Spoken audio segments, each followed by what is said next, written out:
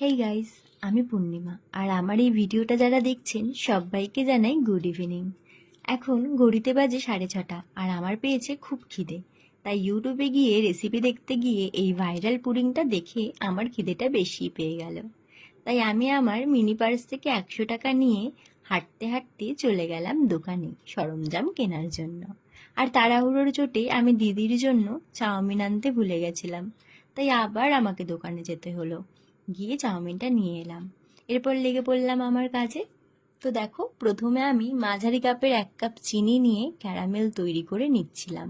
আর এই ক্যারামেলটা বানানোর সময় আমার একটু ভয় করছিল, যাতে ক্যারামেলটা বানানোর সময় চিনিটা পুড়ে না যায়। তো ক্যারামেলটা তৈরি করে একটা পাত্রে এভাবে ঢেলে নিচ্ছিলাম।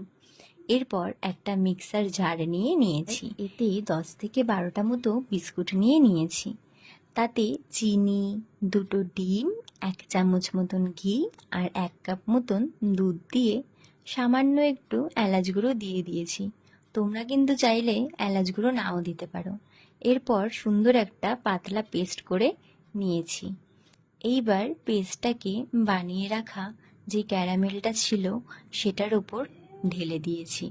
ঢালার পরে জলের ওপর একটা স্ট্যান্ড মতো দিয়ে একটা থালা বা প্লেট দিয়ে পুরো জিনিসটাকে ঢেকে 25 থেকে 30 মিনিট মতন ভাপিয়ে নিয়েছি। তোমরা চাইলে তার থেকে আরেকটু বেশি টাইমেও রাখতে পারো। এইবার একটা প্লেট নিয়ে এটাকে ঢেলে নিয়েছি, আর দেখো কি দারুণ হয়েছে না এটা দেখতে, আর কতটা সফটও হয়েছে। তো গাইস, আমি এখন এটা নিয়ে চলে যাচ্ছি মায়ের কাছে। মায়ের কাছ থেকে রিভিউটা নিয়ে যে কিরকম হয়েছে খেতে। ও মা, এটা খাও, খেয়ে টেস্ট করে বলো কেমন হয়েছে। কি বানিয়েছিস এটা? পুডিং বিস্কুট দিয়ে, খেয়ে বলো কেমন হয়েছে।